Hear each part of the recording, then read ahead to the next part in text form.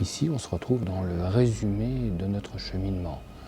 Le sol sur lequel je suis, eh bien nous voyons qu'il a les trois couleurs de l'œuvre, le noir, le blanc, le rouge, et que ce chœur lui-même est bâti selon les trois principes.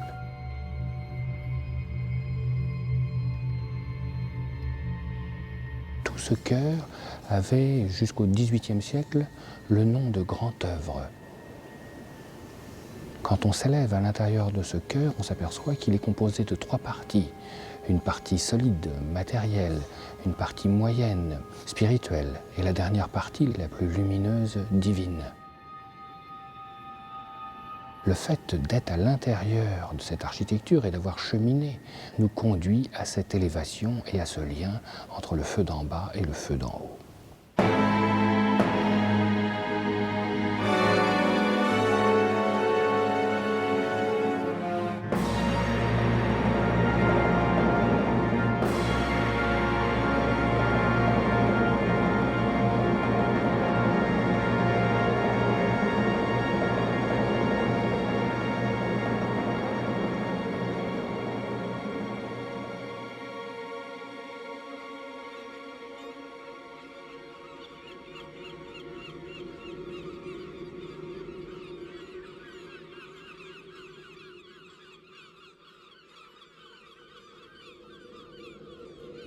Le Mont-Saint-Michel est une frontière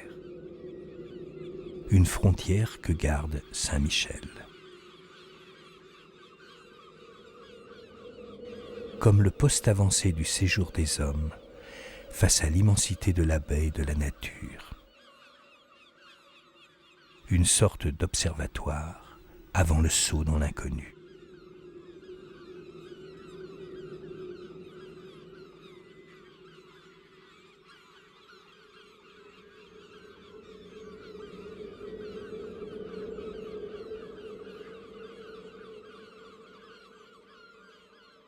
Sur le parvis de l'église abbatiale, une tombe.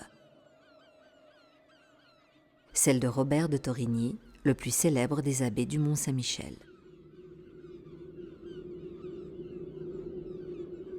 Quand on a déplacé ses restes en 1875, eh bien on s'est aperçu qu'il était couché sur un disque de plomb. Alors le plomb, bien sûr, a éveillé notre intérêt, d'autant plus que de mystérieux signes étaient gravés à sa surface. Une main déjà gravée et de l'alpha à l'oméga, du début à la fin. Sur l'autre face du disque, un étrange dessin. 4 arcs de cercle, comme le bord de 4 sphères, qui déterminent un point unique dans l'espace. 4 sphères, comme les 4 éléments.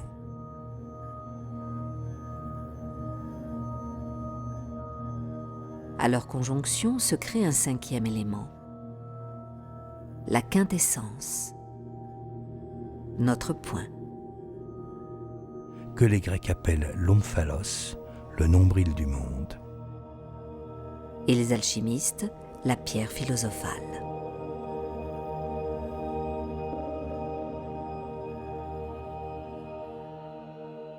On peut penser qu'une quête peut-être plus philosophique, intéressait ce père abbé.